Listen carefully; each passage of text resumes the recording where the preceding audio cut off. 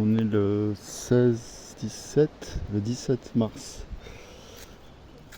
Et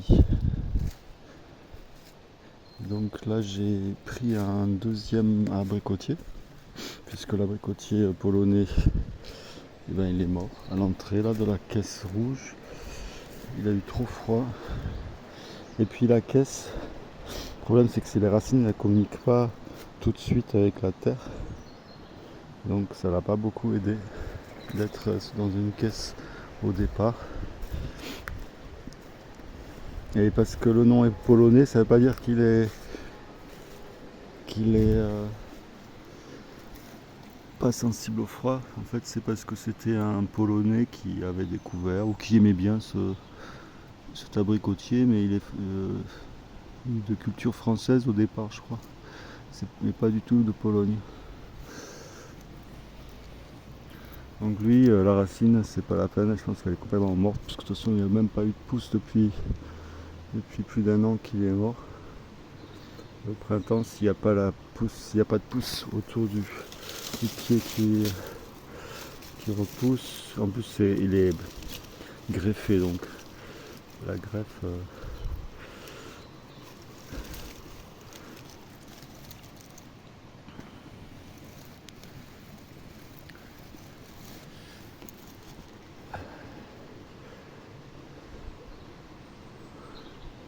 Alors je me demandais si je déplaçais pas justement cette caisse, que je le mettais là-bas, mais je pense que ça va faire de l'ombre plutôt au pied de l'arbre si je le mets trop en bas. Et si je le remplis, comme l'autre, les racines ne vont pas toucher la terre dès le départ, donc à moins de faire vraiment un mix avec la terre dans la caisse rouge, comme j'ai fini par faire là. Mais là il est plus au soleil, donc ça a bien fonctionné là. L'abricotier bergeron, il a même fait des fleurs, mais elles sont pas jolies là. Elles ont perdu avec le froid qu'il y a eu ces derniers jours et le vent. Donc c'est un peu foutu pour les fruits. Puis il fait froid le matin, il a fait peut-être 1 ou 2 degrés. En tout cas, il y a une seule fleur en haut là, du abricotier, qui est encore une fleur. Le reste, toutes les fleurs ont fané. Bon, elles ont peut-être été fécondées. On verra. En tout cas, cette année, l'année dernière, elle avait fait 3 fleurs. Là, cette année, il en a fait plus de 20. Et puis, il était. Donc, ça, c'est le nouveau. C'est un abricotier rouge roussillon qui a besoin de plus de soleil, peut-être, mais qui est différent en fait. C'est une variété différente. Le roussillon, c'est pas très loin d'ici, mais ça veut pas dire que ça. C'est de l'autre côté de la montagne. Donc, ça vit jusqu'à partir de 500 mètres d'altitude. Moi, je suis à 400 mètres d'altitude. Ça peut. Voilà. Il a commencé à faire des feuilles, c'est pas très bon ça. J'ai choisi celui-là parce qu'il était plus petit pour le transporter à vélo. Et j'ai enlevé toutes les poussifs. Il a vraiment fait beaucoup de rejets. La greffe, le greffon.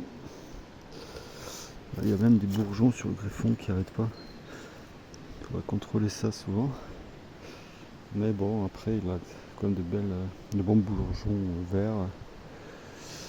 Là, on est un peu tard, vu qu'il a fait très soleil. Il a commencé à faire des feuilles. J'ai peut-être plutôt intérêt à enlever les feuilles. Mais bon, les feuilles, c'est aussi ce qui permet de la racine de se nourrir avec la photosynthèse. Tant que c'est pas des fleurs, je peux les laisser. Et je pensais le mettre plutôt ici, à la place du pot là. Et ce lilas, je sais pas qu'est-ce qui pousse. Je crois que c'est une baie. Parce qu'ici en fait, il faudrait que peut-être que je coupe l'année prochaine ou cette année, mais là c'est un peu tard. J'ai fini de couper les arbres et les arbustes, les troncs. Là il va y avoir une belle ombre le matin qui va aller ici. Donc si je le plante, il faudrait qu'il soit à 3 mètres minimum dessus du plus grand arbre qu'il y aura. Et là on voit que là les deux, je n'ai pas trop respecté, je les ai plantés très serrés. Ça fait 2 mètres, 2,50 m entre le mirabellier et l'abricotier bergeron. Donc si je le mets là, il faudrait que je le mette peut-être devant, peut-être carrément devant ou à côté du romarin là, puisque de toute façon le tronc va en hauteur, il n'y a pas de branches, tout ce qui est en bas ça peut être des petits fruits ou des aromates. Là on a la mélanchier et l'aronia. Si je le plante à côté du romarin, ici il est à 3 mètres de celui-ci, mais il est plus qu'à 2,50 m, ouais, 3 mètres aussi. Et là j'ai planté deux, ouais, finalement il s'est retrouvé une quenouille, une belle quenouille de 2 ans de prunier, et là une autre qui n'est pas vraiment une quenouille mais qui a aussi 2 ans. Un sillon aussi, il a fait pas mal de branches, donc c'est une quenouille. Et ils ont à peine entre les deux 50 cm entre les deux pruniers. Donc ça va être deux pruniers différents, collés l'un à l'autre. C'est pas gênant, hein. Il faut pas trop le faire. Après là j'ai aussi des petits arbres qui poussent, ça va être des noisetiers, c'est différent. Celui qui est là, c'est un néflier, il est à 3 mètres. Et à peine 1,50 m du néflier, il y aura dans le chemin là, ça va boucher le chemin, il faudra que je retrace les chemins en taillant les arbres, parce qu'ils sont tous plantés serrés. Là on a un mélanchier qui monte haut d'ailleurs, il fait 1 mètre, mais juste derrière le pommier, il est à même pas 2 mètres du mirabellier et 1 mètre du poteau de la vigne. Donc ça c'est pas grave, ça fait comme un mur en fait. Mais donc là c'est le pommier.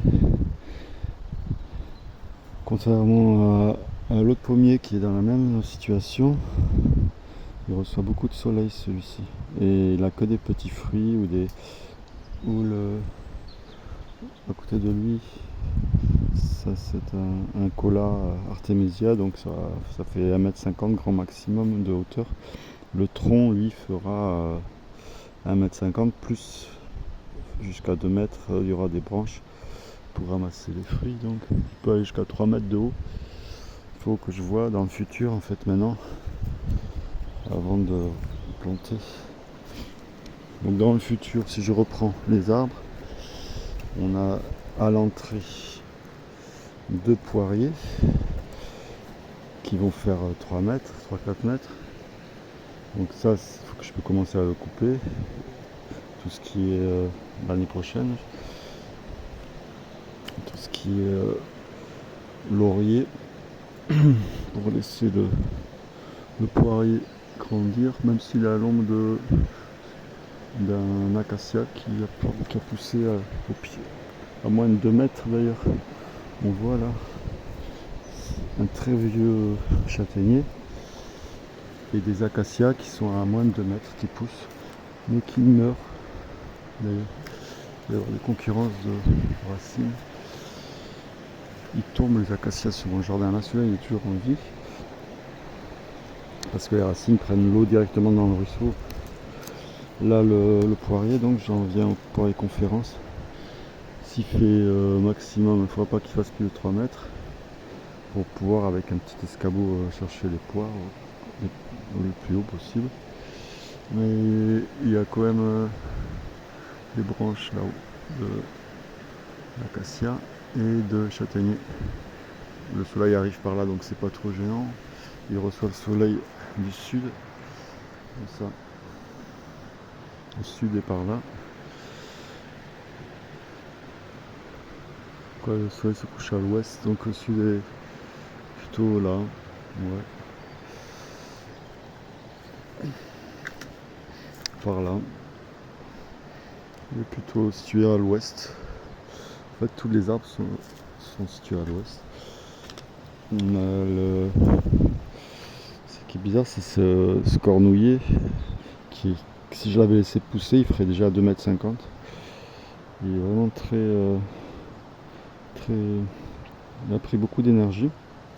Je sais pas s'il vient de la forêt ou si c'est un que j'ai planté. Mais il va faire un arbre lui. Un cornouiller arbre. Parce qu'après même l'arbousier que j'ai planté l'autre jour, on l'a vu dans la vidéo, je l'avais sur la boîte, je l'ai planté comme ça. Et ça fait un arbre arbousier, ça fait jusqu'à 3-4 mètres aussi, comme le poirier. Donc l'arbousier est là, je vais planter là, à côté, à moins de 60 cm, ouais, 60 cm du prunier. Parce que je vais le couper petit.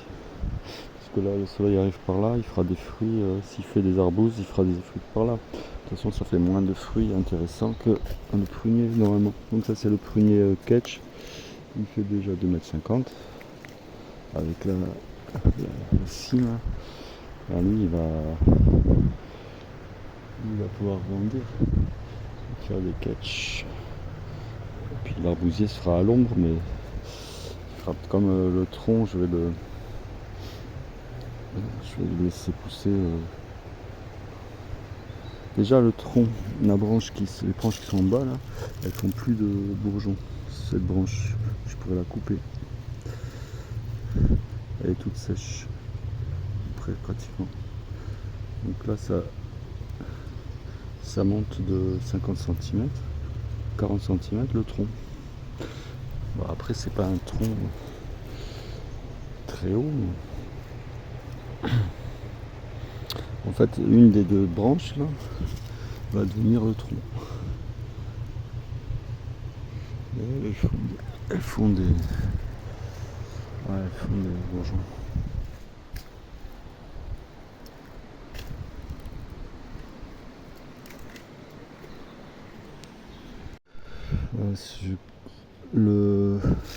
Ce mirabellier, quand je l'ai acheté, il était d'une grosseur pas plus gros que ça, hein. Donc il a doublé, voire triplé de volume, mais il a dans tous les sens, c'est-à-dire qu'il a monté aussi de 5 ou 10 cm.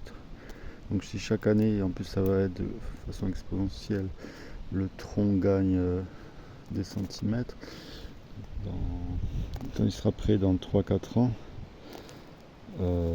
il va faire ce qu'on voit ici en bas, cette partie où il y a 5 charpentières, sera à peu près à plus d'1 mètre de haut, en hauteur.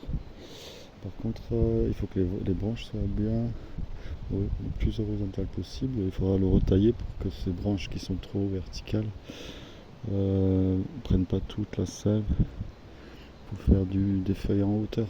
C'est ça en fait, quand les branches sont trop verticales, elles vont faire comme ici, plein de petites branches en hauteur pour que l'arbre soit là où il y a le plus de lumière, en hauteur, le plus fourni en feuilles pour capter la photosynthèse. Donc là, si je veux des fruits, il faut que j'ai des branches qui soient presque au-dessous de l'horizontale. Et là, j'aurai des fruits. Pour l'instant, elles sont toutes presque verticales. Donc, dès qu'on voit les fleurs, en fait, elles sont rarement à l'horizontale, à la verticale. On voit bien sur les pêchers qui ont gardé toutes leurs fleurs. Les pêchers, en fait, ils sont plus forts. Les fleurs ont été plus fortes que l'abricotier juste derrière, où toutes les fleurs sont fanées. Ils donneront sûrement pas de fruits. Là, il y a une seule fleur donc de l'abricotier. Donc un fruit potentiel, donc ça veut dire aucun fruit en réalité. Là le pêcher, ça fait la première année qu'il fait des fleurs, il y en a déjà une bonne quinzaine qui sont en train d'éclore, donc qui sont butinés par des pollinisateurs sauvages, là le bourdon. Et ces fleurs sont beaucoup plus fortes parce qu'en fait c'est un sillon né d'un noyau, c'est un pêcher né de noyau. On verra quel aura le goût si j'ai un fruit cette année, mais je pense pas. Celui-là, il n'y a que 2 fleurs là-bas.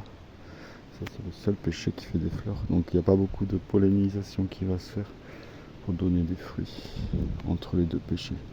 Est-ce que ce sera la même espèce, la même variété surtout? C'est pas sûr. Ce sont des pêches qui ont été mangées par l'ancienne propriétaire qui les a mises dans un compost et qui ont, pendant toute l'année dernière et l'année d'avant, fait des sillons que j'ai ramassés à l'ombre, que j'ai mis ici, qui ont pris en tant qu'arbre. Et on voit bien que s'il réussit à monter ses branches, c'est l'arbre sauvage, lui il va faire des branches pratiquement horizontales. Il sait d'instinct à quoi faire, alors que là, quand il est greffé, il fait tout des branches plus droites et à la verticale, donc qui portent moins de fruits. Donc un arbre portera beaucoup de fruits s'il est de sillon déjà. Peut-être quand il n'est pas greffé, il porte beaucoup plus de fruits, parce que naturellement, il a des branches à l'horizontale.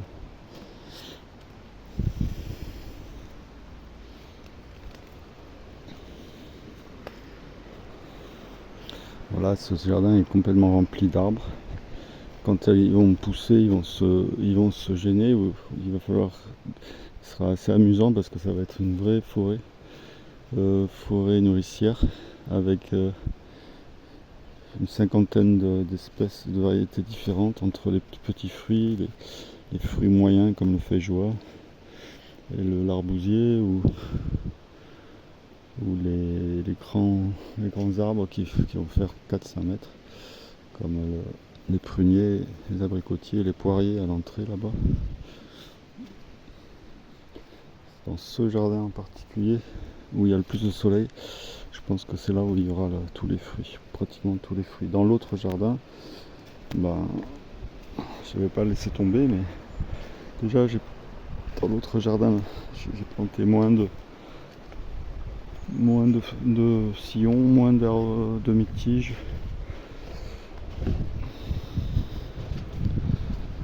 Donc dans ce deuxième jardin, on voit, on est en plein soleil là, et pourtant il n'y a pas les feuilles sur les arbres encore, mais il est plus frais, plus à l'ombre, ce qui n'est pas gênant parce que l'été ici il fait très chaud, ils sont comme partout, c'est la canicule et ça commence à être vraiment frais quand on rentre dans ce deuxième jardin. Donc je vais pas bien sûr je vais un petit peu enlever peut-être ce chêne un jour. Là j'ai déjà enlevé le marronnier, mais ça faisait pas beaucoup d'ombre sur ce jardin en particulier. Ce qu'il y a, c'est que là-bas, cette prairie elle est quand même bien au soleil et c'est pour ça que je vais en profiter pour mettre plein d'arbres aussi. Il faut une sorte de forêt nourricière au niveau du soleil qui est là. Et quand j'abattrai enfin le vieux merisier, je vais leur donner vraiment un grand soleil là. Parce que les sapins qui sont derrière, ils font une ombre très très fraîche. Et là, si je veux de la fraîcheur en canicule, je n'ai pas besoin de monter jusqu'au sapin. J'ai qu'à descendre en bas. Là, j'ai planté qu'un seul pécanier qui pousse vraiment très très lentement. Je vais en planter un deuxième, mais bon, les pécaniers, il faudra un siècle pour pousser. Donc là, je me mets un hamac près du ruisseau. Il y a plus de chaleur qui va venir peut-être cet été parce qu'il manquera les 2 immenses bicentenaires ou tricentenaires,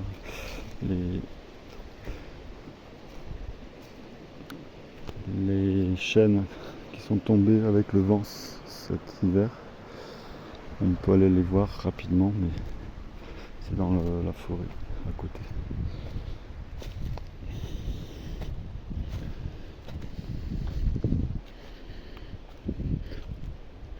Ici on a quand même déjà l'ombre de la forêt primaire qui arrive.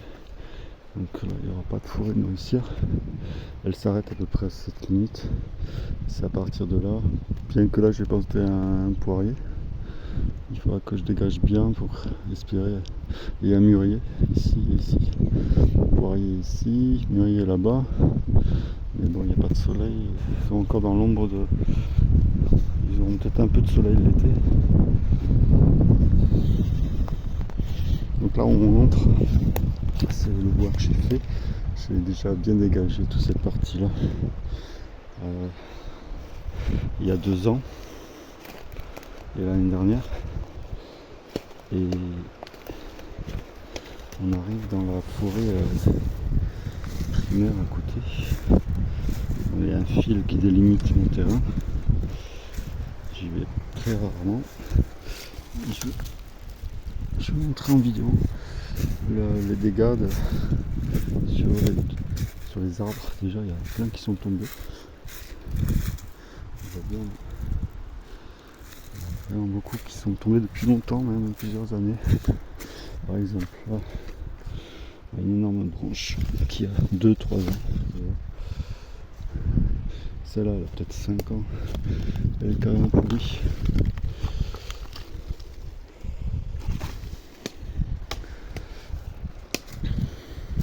Et puis tout le long, il y a des arbres qui tombent en fait, qui sèchent.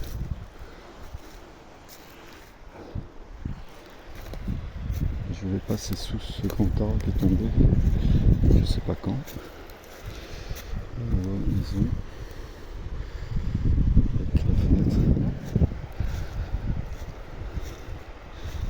Les voisins, il n'y en a pas. Ici, il n'est jamais là. Là, c'est à vendre. Donc en fait, mes voisins, ils sont plutôt de ce côté-là. Et là, par contre, il y a plein de, je vais dire de bois. C'est vrai que c'est dommage de laisser pourrir tout ce bois. Ça, c'est plusieurs années qu'il est là aussi. Donc on commence à voir les racines des chênes.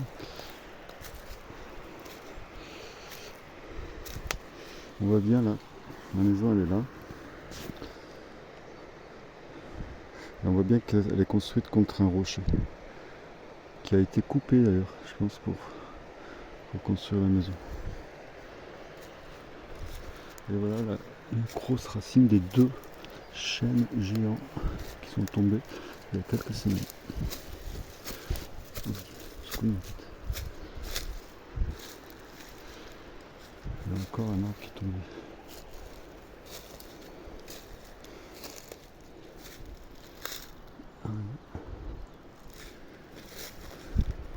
Alors après il y a encore des voisins mais ils sont jamais là. Ici, en fait tout ce côté là il n'y a pas de voisins. Là ils sont là pour quand même le week-end de temps en temps. Mais c'est une énorme maison d'ailleurs, une maison de maître avec je sais pas combien de chambres. Et voilà. Là c'est plusieurs troncs à la fois qui font bien presque 2 mètres de diamètre pour celui-là. Il est très gros, il doit faire 2 mètres de diamètre. Et ils font 50 mètres de long.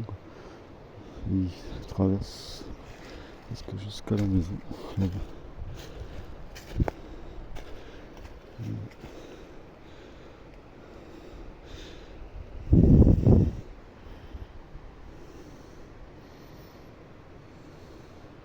Ça je le vois de la fenêtre qui est là-bas. Je vois bien les fenêtres. Je suis dans cette fenêtre là, je vois bien les arbres. J'essaierai de filmer. J'ai déjà filmé. Il y a des dizaines, je dirais, plusieurs dizaines d'arbres tombés, de bois mort, tout le long. Et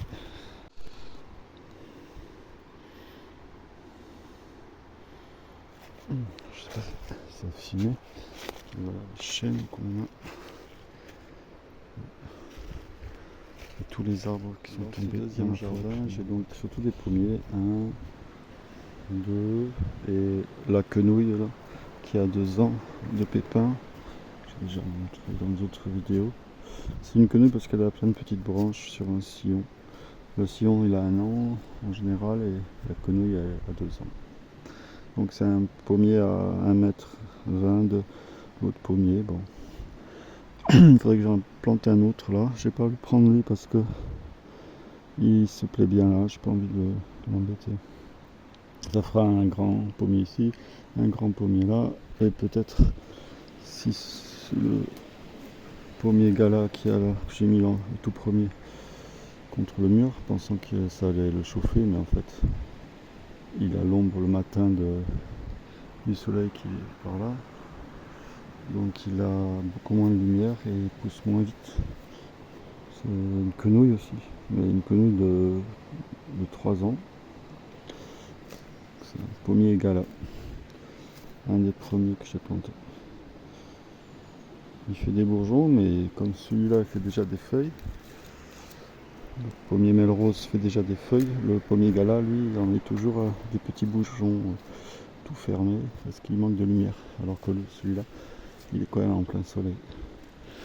Et là on a le coronaire, rosette, et c'est important de planter un autre là, même si il a beaucoup d'ombre. Planter maintenant pour tenir cette terre, parce que j'enlève le mur de bois, donc il faut mettre une racine là, qui tienne bien la butte, alors que le coronaire va tenir un peu la butte, mais c'est un coronaire donc il n'a pas beaucoup de racines, c'est un pommier nain. Donc celui-là je vais mettre un à la place du bois vert là que je vais ramasser et stocker quelque part, et je vais mettre un autre pommier, un sillon de préférence ici. Mais les sillons c'est à partir de décembre, et là déjà il n'y en a plus au mois de mars. Il faudrait que j'attende l'année prochaine et le planter là. Il sera à 3 mètres de l'autre pommier nain. Et derrière il y a tous les autres arbres qui poussent. Alors ça soi-disant c'est un olivier. Mais bon il est à l'ombre donc il va mettre des siècles à pousser. Et il va jamais faire d'olive. Là-bas ça commence un sillon, 2 sillons, un autre sillon à l'ombre là. C'est un mirobolant qui pousse, hein. Malgré tout il y a quand même pas mal de soleil là. Même si c'est à l'ombre il y a la lumière. Ça fait la troisième année. Le mirobolant peut-être la deuxième année. Ça fait des petites prunes, je vais le laisser en sauvage.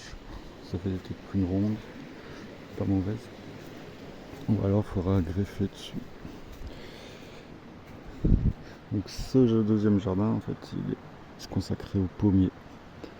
Il est plus frais, il est plus humide. Là l'eau en fait elle dégringole de la forêt. À moitié de la prairie, le sol peut être sec l'été. Et il y a donc un amandier, bon si le sol est sec c'est pas grave, un cerisier. Il faut que je surveille. Les cerisiers je pense que c'est bon. Il faut qu'ils ont fait racine déjà depuis 2 ans. Il y a des cerisiers aussi là où c'est frais, donc c'est humide. 2 sillons. On est autour de l'Éagnus qui est là. Je laisse bien les genêts là qui font des fleurs l'été. J'en ai enlevé quand même. Et il y a pas mal de genêts ici qui font des fleurs jaunes. Et ils me servent de poignée pour m'accrocher quand je monte.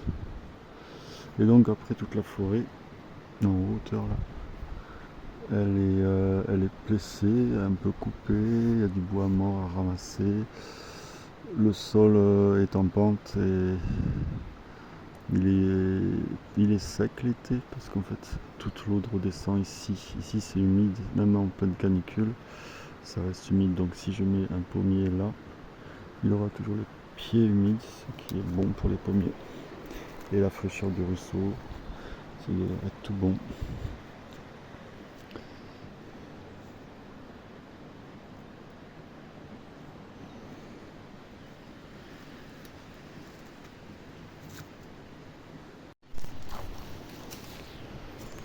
Le sol est complètement tellement de pierre, c'est la roche pure en fait qui se désagrège grâce au lombric. Donc il y a quelques vers de terre. Là j'ai mis du sable, mais l'eau reste. Et la vers de terre, faut dissoudre, casser un peu la roche, mais évidemment tout le fond là c'est de la roche. Bon, l'eau diminue petit à petit quand même assez rapidement, mais là la pente n'est pas très forte, c'est plutôt plat tout le long jusqu'à la pente là-bas, mais on peut imaginer qu'elle glisse sur toutes les autres plantes et de toute façon elle vient par là-haut. Donc l'irrigation, ça c'est sûr, il y en a dans ce jardin, dans tous les espaces, même au niveau de la prairie, il y a de l'irrigation au fond qui se passe sous la terre. Je pense, mais là je vais enlever, les racines sont bien brunes et emmêlées, donc je vais les enlever. Je vais un peu décortiquer tout ça, rajouter la terre qui est autour que j'ai enlevé pour faire le trou et mettre du compost et d'autres choses que j'ai pris au compost, de la terre noire, du fumier et surtout des insectes que j'ai pris là.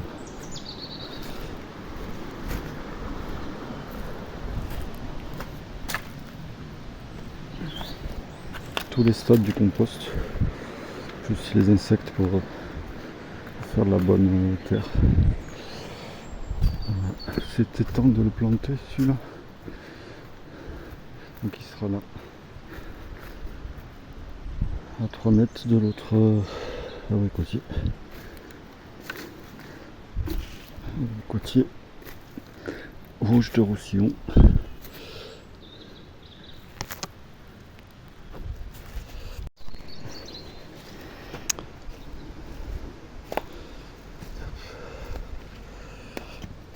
Voilà, je mets 2 arroseurs dessus pour bien chasser l'air.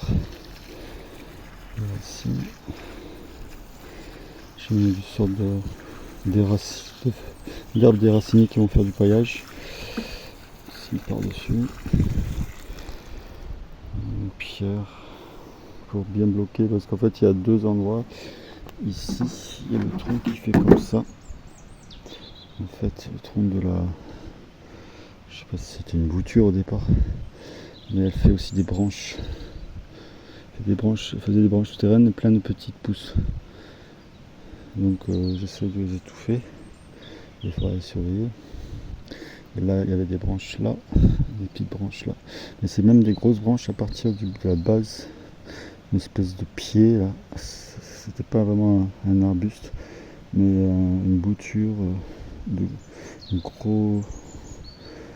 sorte de grosse patate sur lequel est greffé ce truc. Et les racines d'ailleurs, parce que le bois touchait le fond du pot, le bois de la greffe, quoi, du porte-greffe, touchait le fond du pot et les racines partaient donc du fond du pot et s'enroulaient vers le haut. Enfin, c'était bien compliqué. J'ai bien défait le chignon et voilà, c'est le résultat. Là, bien sûr, celles qui sont les plus hauts, elles n'ont pas de sève. Et elles vont souffrir, il faudra peut-être couper si ça sèche. Mais pour l'instant, c'est tel quel, et c'est juste des petites feuilles qui commencent. Toute son énergie est au collet encore et dans la racine. Et commençait à monter. De toute façon, là, il était en train d'étouffer et commençait à brunir.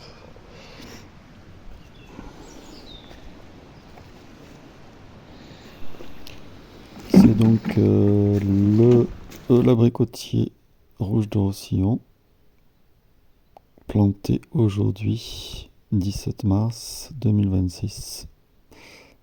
Depuis le 2022, novembre 2022, ça fait plus de 3 ans que ce jardin a été fabriqué.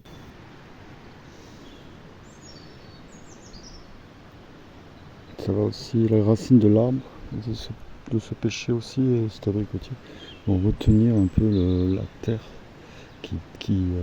l'érosion en fait. Parce que ça c'est un rocher avec de l'érosion, la terre qui dévale depuis le haut de la forêt jusqu'en bas. Donc ces arbres là sont pas mal, même si Et j'ai essayé de les mettre le plus au soleil possible, donc c'est pour ça qu'ils sont vraiment proches du chemin, pour avoir le plus de soleil possible. Je les ai pas mis au fond, j'avais essayé de faire pousser les trucs là, mais évidemment c'est trop à l'ombre.